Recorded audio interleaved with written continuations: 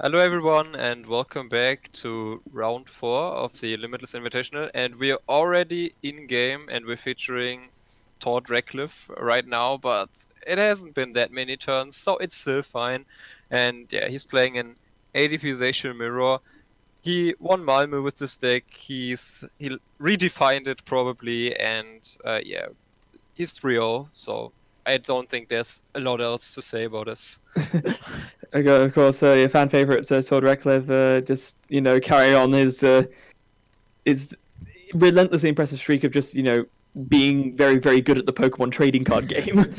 Yeah, with pretty solid early turns. It looks like got a couple of energy down, one on a Arceus Dialga and Palkia, and one on a Zacian V, and just finish off with an Intrepid Sword, which did in fact hit one of those energies. So always I always feel like hitting just one energy off of a Intrepid Sword is the perfect amount, because it means that you see two other useful cards, but then you also get the one energy acceleration, so that you can then get the rest with just a manual attachment and a Metal Saucer.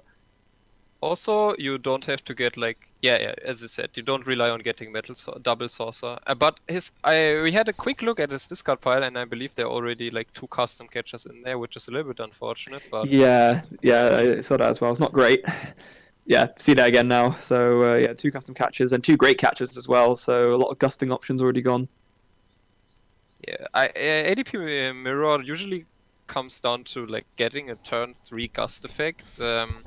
If you're able to knock something out with Ultimate Ray on your opponent's bench, and that's usually that's really good. Or if you're just able to attack with the Zacian without using Ultimate Ray, so that's usually the goal. As you see, the double custom catch from Todd's opponent. Probably trying, just using it because he has it in hand, right? And he's going to data change anyway. So I might as well try to stall something out on the active. And it actually might work because Todd doesn't have a lot of stuff going on in his hand right now. No, not at all. There's like an energy spinner, 2 Metal Sources, and a quick ball.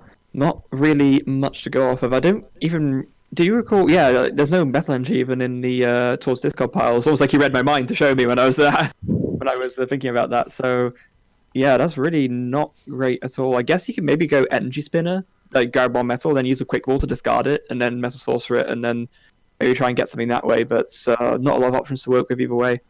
Also, he's going to see 2 cards essentially with the top deck plus the Primate Wisdom, so he's not out of this yet. But yeah, No, that's true. he needs to find something. His opponent still also needs the switch to get into the active. Probably debating whether to play like a supporter card and discard. If you play the Denner, right, you probably get a supporter, but you also get a lot of resources. And if you draw into research, yeah, you probably don't want to discard it. And his opponent with the switch, it looks like, and it's just settling for an Intrepid Sword, and the momentum swings heavily if that happens. Yeah, that's really not great. Of course, if YGORC was able to use the Alter Creation GX there, he would have put himself in a very good position. As it stands now, he's just going to have to wait a little bit longer. There's a very very good Primate Wisdom there, able to put back a Metal Sorcerer and grabs a Professor's Research off the top of the deck. Now he'll be able to go for the Energy Spinner, or grab either a Metal or a Water, and just going to go for the Water. And I imagine we'll just see a quick ball grabbing something, and then a Professor's Research. Yeah, 3 switches in the deck. Escape Pod is unfortunately not an out because Absol is on the bench and then Zacian has 3 retreat. But yeah, 3 switches in the deck should be able to hit 1. Yeah. Thinning out the deck as much as possible. Also no Dedenne. So this will be like he won't be able to dig any further after drawing these 7 cards. No. And something that's really interesting that I just saw looking through his deck, he plays 4 Mani. So that's an interesting adaptation. Like, try to go for like your deck is already really consistent, and you just try to, if you get 1 free turn with ADP, and that's usually enough to win the game. So playing 4 Mani makes actually quite a lot of sense. It's very spicy, I'll say that much. There's the research in any case, puts down the Absol onto the bench, and there is a switch. So yeah, all of a sudden, with that whiff from YGORC, Tord is right back into this game and is going to be able to do the first Alter Creation GX, and you got to be smiling if you're Tord right now. Yeah, that's true. Just plays the Cherish Ball. It's so huge if you're able to like if your opponent whiffs in the mirror match. It's just it gives us such a huge advantage. Yeah. Probably no turn 3 gust from Tord or like turn 4. Yeah.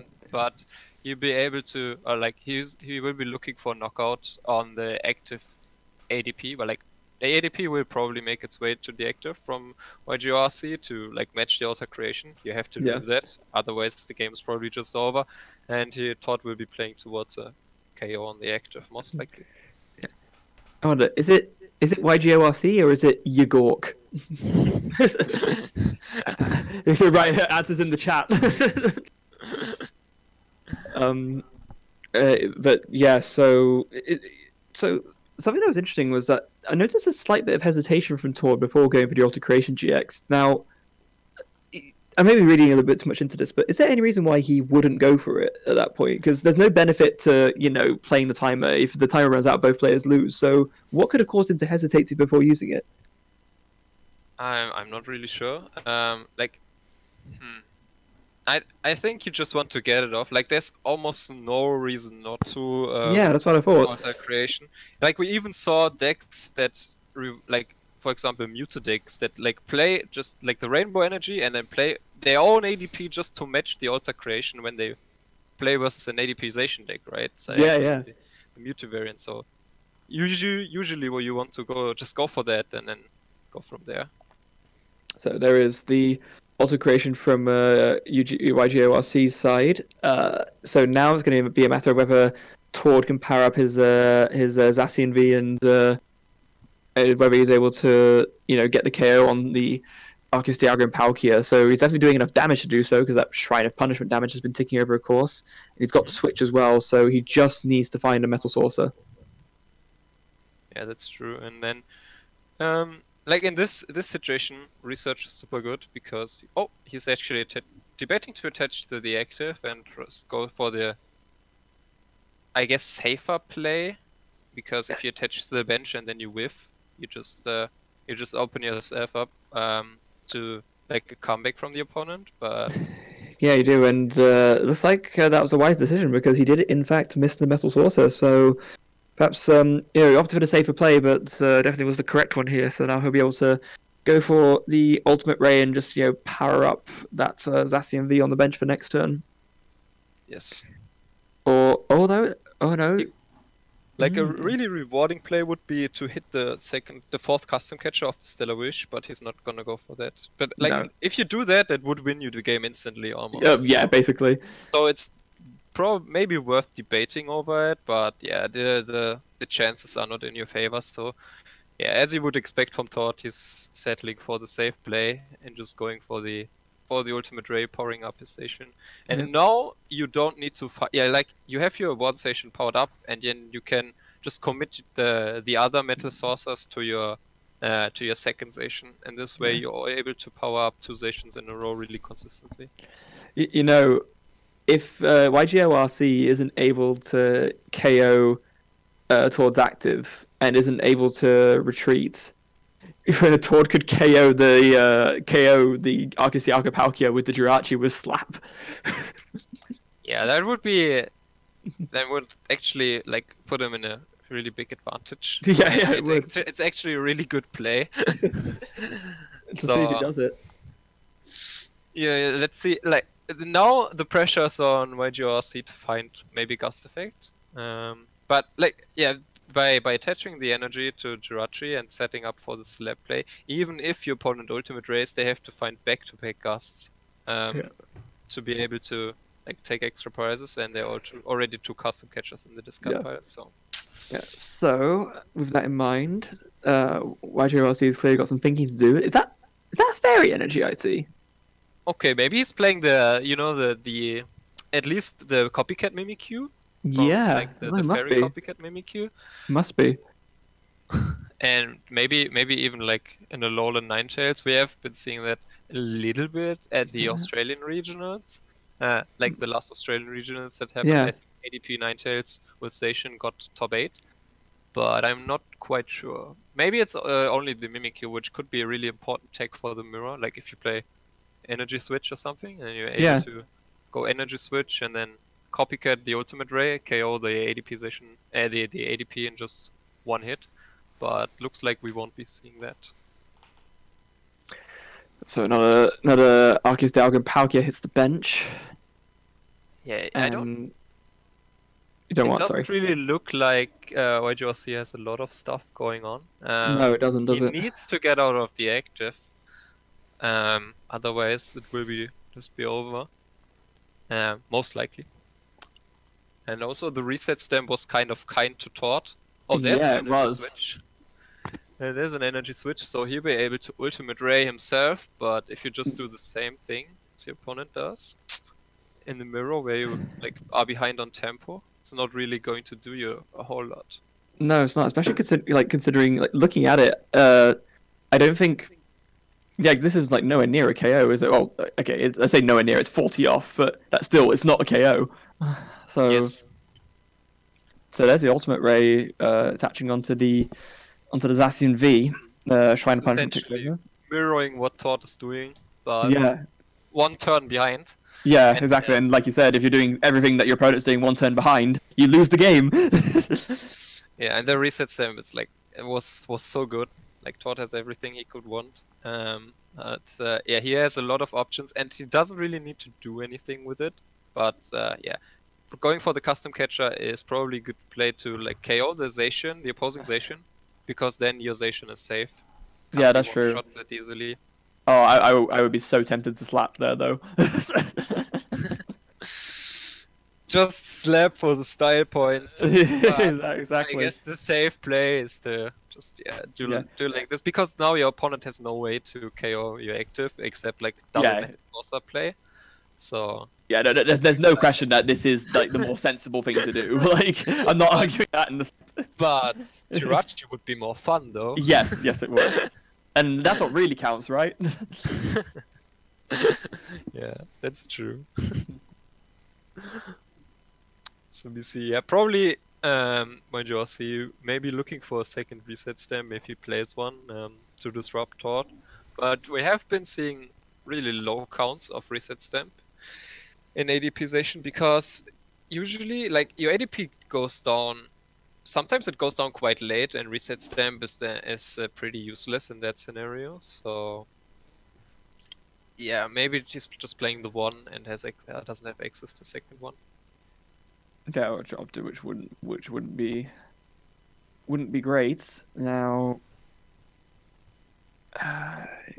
yeah, there's a Stellar Wish coming from YGORC's side, and I'm not sure if there's much that he can do outside of getting super lucky with hitting, double source of metal energy on his SMB.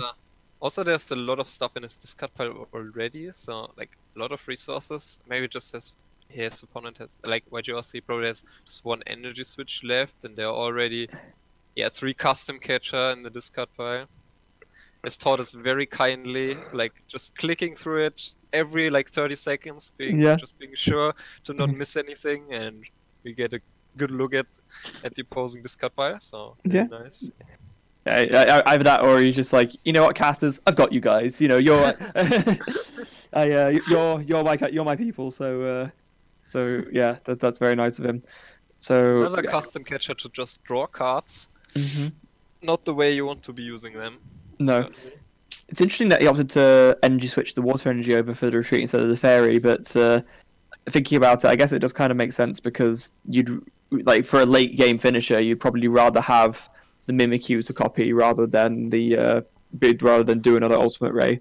So there's another Stellar Wish. There's a Marnie. So that is the hand disruption he was probably desperately looking for. Yeah, I mean, because if you can. Sorry. It's not. As I say, it's not. It's not the most amazing hand disruption, but I guess it's the best thing he has. Yeah, if you can make Tord with the switch, as I said, as Tord draws the switch. So never mind me, I guess. But well, you have to try. Yeah, exactly. Yeah. If he could do that, it would have been good. But no, that's just going to have to be a. Well, okay, Tord doesn't win straight away because there's no. I think Tord literally has no gusting left in his deck, right? That's true. Yeah, but he knows that his opponent also doesn't have any gusting left, so he is forced, like by bringing up the ADP again, he forces his opponent to knock out a 10 HP ADP, which is like really suboptimal. Yeah. You would rather bring that to the bench. Maybe if his opponent would be playing Fion, it could be kind of scary because then your ADP goes to the bench and then you have to bring something up and your ADP gets knocked out by Shrine of Punishment. So that's like a scary situation. It doesn't even attack to bench lock, keep his opponent bench locked so he can't bench Fion probably. Maybe because of something else, but yeah. Yeah, and if he realizes, because of course the Shrine of Punishment is going to tick over, and you know that's going to be a yeah, because Tor doesn't need to do anything, because literally that turn, YGORC's own ADP would be KO'd and Tor would win. Yeah, he would draw the remaining prize cards to the game. So right. That's it. Well done, Tor. Advancing to 4-0. So the Tord onslaught continues. no stopping the Tord train. Yeah, that's true. He's just rolling with the ADP deck. Like people try new innovations all the time, but he's just like he reinvented the deck a little bit with the basic energy build, and then it's just super consistent. Has been working for him super great so far. So yeah, definitely no reason to change a running system. No, absolutely not. So right now we're going to go to a quick break. When we come back, we will come back with either a quick chat with Tord or the next round. It depends on whether we can get Tord in for a chat. So either way, stay tuned and don't go anywhere.